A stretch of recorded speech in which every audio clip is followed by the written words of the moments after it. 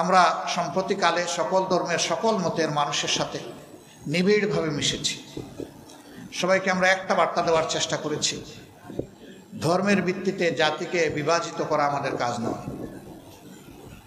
ধর্ম যার যার নিজস্ব চয়েস, এর ভিত্তিতে আমরা এখানে মেজরিটি মাইনরিটিতে বিশ্বাসী না।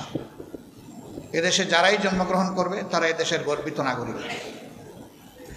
তারা তাদের নাগরিক অধিকার সকলের মতো ন্যায্যতার ভিত্তিতে অবশ্যই তারা ভোগ করবে।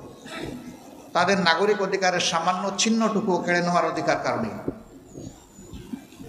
আমরা আরেকটা কথা তাদেরকে অনুরোধ করেছি। দীর্ঘ অর্ধ শতাব্দীর ঊর্ধ্বে হয়ে গেল বাংলাদেশ স্বাধীন হয়েছে। এই দীর্ঘ সময়ে যারা কুমতলব হাসিলের জন্য বিভিন্ন ধর্মের মানুষের উপরে জীবনের, ইজ্জতের, সম্পদের উপরে আক্রমণ চালিয়েছে, আপনারা দয়া করে তাদের নাম খুলাসা করে দিন। আপনারা সাদাকে সাদা বলুন, কালোকে